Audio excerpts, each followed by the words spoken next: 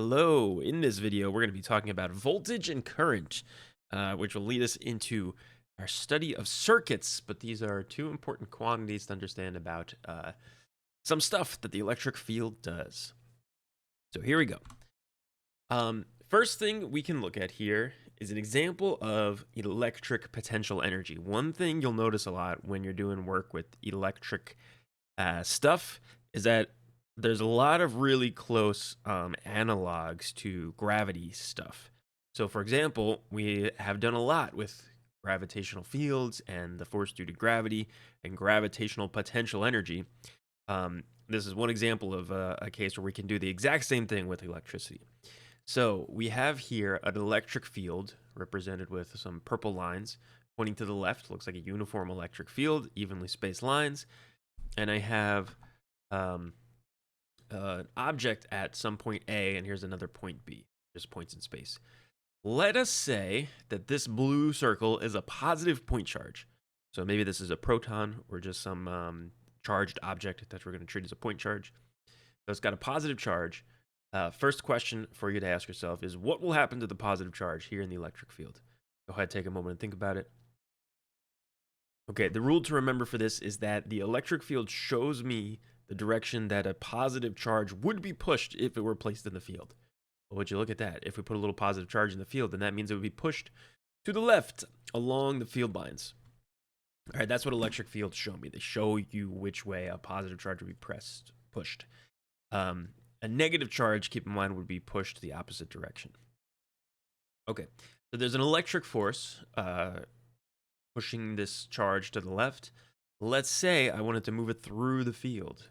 This is very much the same exact type of thing as lifting an object up against gravity, against a gravitational field. We know some things like we would have to do work. We would have to exert a force over some displacement. So I can apply a force equal to the electric force to move this thing at constant speed from A to B. It's going to move some distance S. And so to move through that electric field, work must be done. Again, very, very similar to gravity. There's an electric force involved. If I'm pushing over some distance, then for sure some work is going to happen one way or the other. And one way to interpret this, just like, again, with mass and gravity, when I lift an object up through the air, we can say I do work on it, I transfer energy to the object, and I store that energy as gravitational potential energy. That energy, we say, is essentially stored by the field. Well, same thing here. When I push this positive charge against the electric force, I'm storing some energy. I'm giving it some electric potential energy. If I were to release this charge at B, it would then accelerate towards A and gain some kinetic energy. In fact, probably exactly as much energy as I put in with my work is how much kinetic energy it would gain at A. So there's a lot of things we can do with this then. For example, we could find the work. Here we're using the data booklet equation, work equals Fs cosine theta. So I multiply the force doing work by the displacement that the object being worked on moves, and then times the cosine of the angle between them. Here we're in a straight line situation, so cosine of theta becomes 1. We're just looking at the magnitude here. One of these works would certainly be positive, while the other one would be negative, but they should have the same size if our applied force is equal to the electric force. So just to look at how some potential energy stuff might shake out, I can use my definition of electric field strength. That electric field strength is force per unit charge, electric force per unit charge. So this is a really handy data booklet equation to remember you can use if you ever need the electric force acting on a charge in a field. This is the equation to use. Again, think of gravity. This is very much the same kind of thing as weight equals mg, right? F sub g equals m times little g. And its force equals amount of stuff times field strength. That's what that equation is, and this is just the electric version. You can pretty much think of Q as your electric version of M. It's how much charge. All right. And so if that's the force, I could substitute that in here, and I could see the work done to move this positive charge from A to B is equal to the charge times the field strength times the displacement that it moves over. And I could consider that the change in potential energy, just like MGH. And again, notice the differences. QES is very much like MGH. These are really, really analogous things. All right, so as you practice, think about that. You have a lot of good mechanics skills that can translate here if you can kind of be creative a little bit in your thinking about thinking of the Q as the M of the electric world and E as the little g of the electric world, then things are not so bad. Okay. One exciting definition that we have here is called electric potential difference. And this is what we're going to really typically call voltage in our everyday speak. So potential difference is typically what we mean by voltage. Capital V then is what we'll use. And this is very similar to some stuff we do with gravity in the HL topic. But in this case, we're going to define work done per unit charge to move a small test charge between 2 points. So that is the definition of electric potential difference, aka voltage. That is a good one to know. The IB likes to ask you to regurgitate that one. So we can think about what that means, but it's joules per coulomb is what it's going to be, work per unit charge. Similar, again, to our gravity stuff with joules per kilogram. We talked about gravitational potential and gravitational potential difference. It's the same type of idea. So I can talk about the work required to move any amount of charge from A to B if I just say instead of it would take me a certain number of joules of work to move this particular charge from A to B, I could say the potential difference between A and B is 2 volts, 2 joules per coulomb. And so it's going to take 2 joules of energy for every coulomb of charge that you move through that difference, those 2 different points. Here is an equation version of that definition, which is in the data booklet. This is a fantastic equation, important equation, super important equation. So potential difference equals work over charge. That's what this equation is essentially saying. This is the math version of that sentence we just wrote. And we measure potential difference in volts.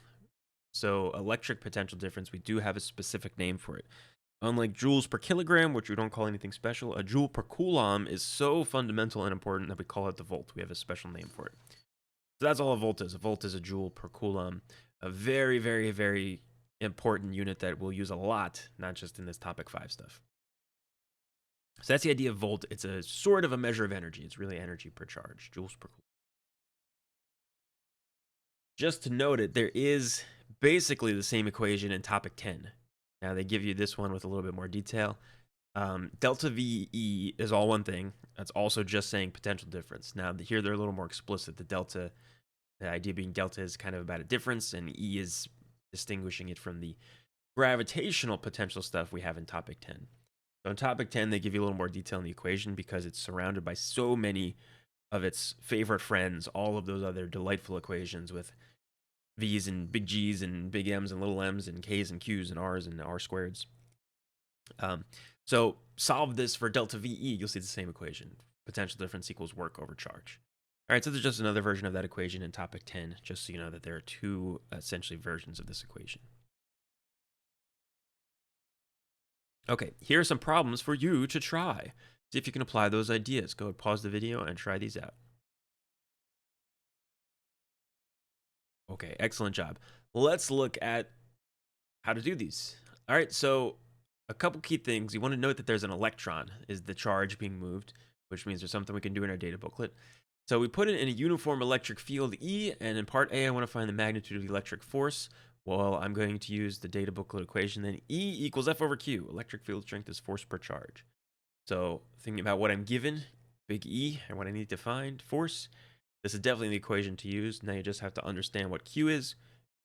Q is the charge of the object in the electric field, feeling the electric force. And that object is an electron, says the problem. So I need to go to the front of my handy-dandy data booklet, to page 2 with my list of fundamental constants, and look through and go, it doesn't say electron charge anywhere, but it does say elementary charge. And elementary charge is what you want. That's the charge of the elementary particles, remember? Is the idea, at least by which we mean, in this case, electron and proton. So that is the charge of both an electron and a proton. Now for an electron, it's a negative value, and for a proton, it's a positive. But we're asked for the magnitude here, which we usually will be for electric equations because these don't necessarily give a direction. So we multiply these out. I got coulombs times newtons per coulomb. I get newtons. There's my force. A little baby force, but that's okay. This is a little tiny piece of mass, it's 10 to the minus 31 kilograms or so. And so that is plenty to send this thing flying. Okay, and B, what is the potential difference between points P and Q? Well, I want to use my defining equation of potential difference, that it's work per charge. And a few ways I could do this. I could just take the force we found in part A and multiply it by displacement to get the work, F times S, and then divide by Q, again, the charge of an electron. Just to point this out, though, if you work it through algebra-wise, solve it symbolically, which you should always do first, I might notice that the Q's would cancel out, which in this case doesn't necessarily make life easier, but this is a thing to note. Potential difference equals electric field strength times distance. That is a common equation you'll see in lots of other places. They don't give it to you in the data booklet, but it is a thing that you can do from this definition of potential difference. Either way, we find the work, we divide by the charge, and we get 33 volts. That's 33 joules per coulomb. So 33 joules of energy for every coulomb of charge passing through these 2 points in space. And that's really what potential difference is. So again, every time a coulomb of charge passes through these points in space, 33 joules of work will be done. All right. So that's the first idea. Potential difference, aka voltage. It is very much about work and energy and potential energy. So thinking of it as, the heights of different hills is common stuff that some analogies that we'll make as we practice these. The other side of the coin is what happens when charges are allowed to move through a potential difference, especially in a continuous way. That's when we get electric current. So there's the other topic to discuss here is electric current. Here is a little animation to picture what current is. Current is the flow of charge. So this is kind of a close-up on a wire of some kind, copper wire, aluminum wire or something. There's some electrons just hanging out, free electrons. And now when we press the button, we've applied a potential difference. You can see one side of the wire is plus, one side of the wire is minus. So I have a positive end and a negative end. The electrons will be repelled from the negative end and attracted towards the positive end. They're kind of flowing downhill, so to speak, energy-wise, in terms of what they're trying to do. They're going to, they're moving to positions of different potential energy, very much like a ball rolling down a hill. So you can kind of see there's the electrons at rest, or with no net movement, we should say. They do kind of move about a lot throughout the metal all the time. But when we apply this potential difference, we get a kind of drift. All right, so that's really what current is the net flow of charge from one side of, say, a conductor to the other. And it is the rate of flow of charge specifically. So we're going to use capital I for electric current as our symbol. And here is an equation essentially defining current. It is the rate of flow of charge. We do charge over time, and really it's delta charge over delta time since it is a rate. So we measure it in coulombs per second. We have a fancy name for this unit called the ampere or the amp. So whenever you talk about anything flowing in amps, you're talking about current, the rate at which charge is flowing. All right, so the amp is the unit of current. It's just coulombs per second. It's a pretty simple one. The amp is one of the 7 fundamental units which you do want to have memorized, along with the candela and all that other good stuff. Okay, so the idea here is we want to think about what's moving. We know there are charge carriers. So when you apply a voltage, a potential difference across a conductor, you make one end essentially positive and the other end essentially negative relative to each other.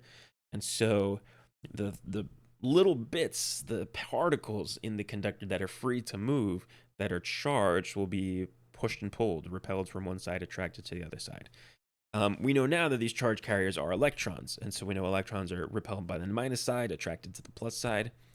But for a long time, we didn't know necessarily which was which. We knew there were 2 types of electric charge. You could, for example, rub a glass rod with some silk, and what would happen was the glass rod got a certain type of charge and the silk got a different type of charge. And so good old Ben Franklin was one of the key players in this instrumental decision of saying, well, let's call the type of charge on the glass rod positive and let's call the type of charge on the silk negative. Why not? Completely arbitrary. Could have called them anything. Could have called them A and B, or Jerry and Tony, or north and south, but decided to go with plus minus. They have no mathematical meaning, really. That's special to plus minus. So it was a completely arbitrary choice, and we assumed that the things moving in a conductor to create current were the positives. Well, as it turns out, what's really moving are electrons. The good news here is this doesn't really change much in terms of math and how we do things. It's almost just a little bit of trivia to know and to think about when we're talking about current. Practically, when you're working with circuits, when you're dealing with any of this stuff, you're going to almost always ignore this and just kind of keep it in the back of your head. Let's look at what that means, though. So when we have, say, a wire that's physically carrying electric current through it, we're going to solve problems, draw circuits, and even take measurements with our tools that tell us the current is flowing, say, to the left, for example. So let's say I have a wire in which I'm going to say current is flowing to the left. This is what we call conventional current, where we assumed it was pluses moving. But what we know is really happening when we say current flows to the left, we just have to kind of understand that what's really happening is there's actually negatively charged electrons free in the metal that are moving to the right. This is just a relic of how we used to think was happening. Here's a picture to help you visualize that. Here are two examples of different situations in which there's current. In the top, I have some positive charge carriers. In the bottom, I have negative charge carriers. In, any kind of normal conductor, this is what's really happening at the bottom. All right, this is not the top one is not a situation that really happens unless we have some very specific thing like a solution of a fluid that's got some positive ions in it or something. But in any typical case where you're running electricity through wires, you're looking at this case down here. The free electrons are what are moving through the material. But here's the thing. Even when we were running current, this is what's really happening. We assume that this is what's happening. They both show the same current. All right, so a certain rate of flow of electric charge to the right is exactly the same as that same amount of rate of flow of electric charge with minuses moving to the left. All right, so it's essentially a double negative situation. Positive charge moving to the right is the same mathematically and physically as negative charges moving to the left. Okay, in terms of what you connect this wire to. It does not make any difference at all if you connect, this wire to a light bulb. If it's got negative charges moving to the left or positive charges moving to the right, exactly the same effect. It's exactly the same current. Mathematically, these are the same. So it doesn't really matter that we kind of pretend this is what's happening, even though this is really what's happening. That's the idea. All right, that one's a little annoying, but that is what it is. All right, and lastly, there is an equation that talks about the specifics of how these charge carriers are moving. It's sometimes used, and it's an equation for what we can call drift velocity. You might ask the question, how fast are these electrons moving through the wires when I turn the lights on? Seems like very fast. In fact, no, they move very slowly. They kind of crawl a couple centimeters per second, but they all move together, which is something we'll picture as we work with circuits. Okay. Even without a potential difference, the wires in your house, when all the electricity is off, there's electrons covering them. The free electrons are there, and those conduction electrons are always moving. They're always zinging around, dancing between different atoms. So they're always moving randomly. There's no net movement, though, of the charges. They just kind of bop about. But when there's a current, all of those charges will drift in one direction. So all of these little minuses, even though they might be bopping and jumping around, when you turn on the switch, they all start to slowly kind of crawl over in one direction versus the other. And there's an equation which tells us how fast they drift from side to side. And this is the equation in the data booklet. There's a fun video I will link that's got a nice little animation with Legos and also derives this equation if you're curious where it comes from. You can just use the rule that is the rate of flow of current, the rate of flow of charge, and essentially get this equation if you're clever. So I will show you someone deriving that equation if you're curious where it comes from. But essentially, here's what you need.